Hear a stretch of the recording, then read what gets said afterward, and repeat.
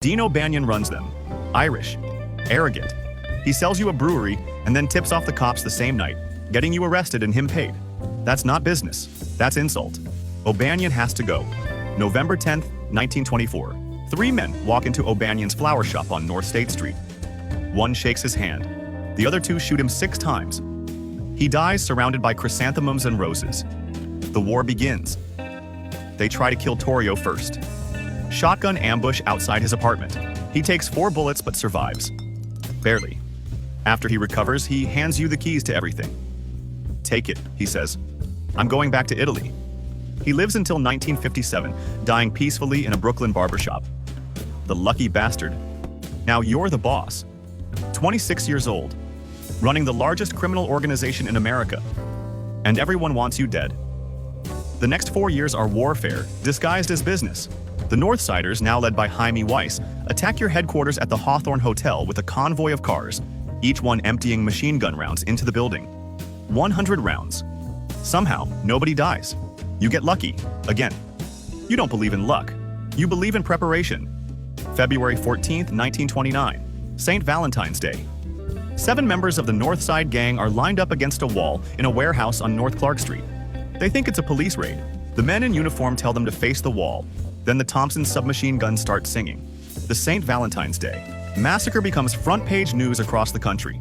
You're in Miami when it happens. Alibi tight. But everyone knows. The whole world knows. You've become the most famous criminal in American history, and you're not even 30 years old. The money is absurd. Your Lexington hotel headquarters operates like a fortress, complete with armed guards, secret passages, and a vault that holds more cash than some banks. You own a mansion in Miami Beach. You wear custom suits that cost more than most cars. Diamond pinky ring. Cuban cigars. A bulletproof Cadillac that weighs 7,000 pounds. But here's what the movies never show you. The paranoia. The constant grinding paranoia that eats you from the inside. You can't eat in public without wondering if the waiter is an assassin.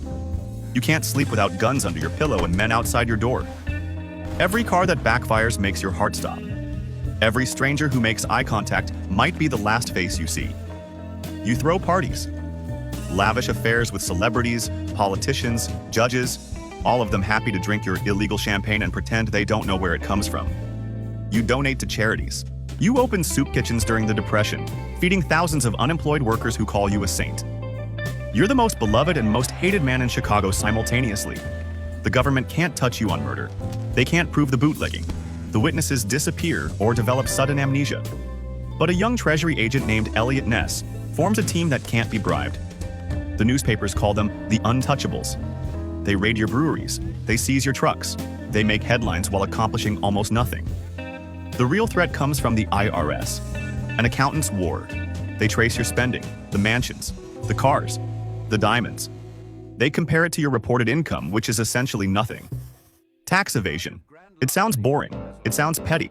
It sounds like exactly the kind of technicality that sends you to prison for 11 years. The trial is a circus. Your lawyers bribe the jury. The judge finds out and switches the entire jury pool the day before the verdict. On October 17, 1931, you're found guilty of tax evasion. The judge sentences you to 11 years in federal prison. You're 32 years old. Atlanta Federal Penitentiary first, then Alcatraz, The Rock. That godforsaken island in San Francisco Bay where they send the prisoners they never want to see again. The cells are 5 feet by 9 feet. The food is bland. The guards are incorruptible. For the first time in your adult life, you can't buy your way out of anything.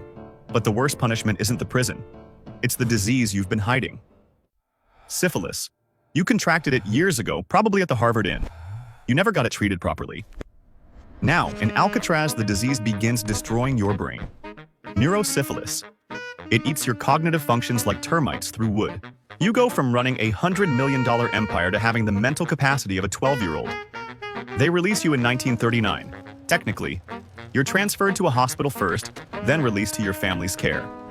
You spend your final years at your Palm Island estate in Miami, fishing, swimming in your pool, and slowly losing your mind. The most powerful gangster in American history ends up drooling in a lawn chair, unable to remember his own crimes. On January 25, 1947, you die of cardiac arrest following a stroke. You're 48 years old. Your body is buried in Mount Olivet Cemetery in Chicago, later moved to Mount Carmel Cemetery in Hillside, Illinois. The grave is modest, no monument to your empire, no testament to your power, just a stone with your name and your dates. Your wife May survives you by nearly 40 years. Your son Sonny lives a quiet life, running restaurants, staying so far from organized crime that people forget he ever had a father worth forgetting. The empire you built collapses within years of your conviction. Other men take over. Other men get rich. Other men die violent deaths in the streets you once owned. You wanted everything: money, power, respect, fear. You got all of it. You held Chicago in your fist like a beating heart. And in the end, the disease you caught from a woman whose name you probably never knew ate your brain while you sat in a prison cell smaller than your bathroom closet. This is the life you built. This is the throne you climbed toward, stepping over bodies and bribes and broken promises. And this is where it left you. Alone, forgotten, unable to remember why any of it mattered. The streets of Brooklyn are still there. The tenements where you grew up have been torn down and rebuilt a dozen times. But somewhere, right now, there's a 14-year-old kid staring in a dirty mirror, blood on his chin, dreaming of being somebody. He doesn't know your story. He wouldn't believe it if you told him. Some lessons have to be lived to be learned.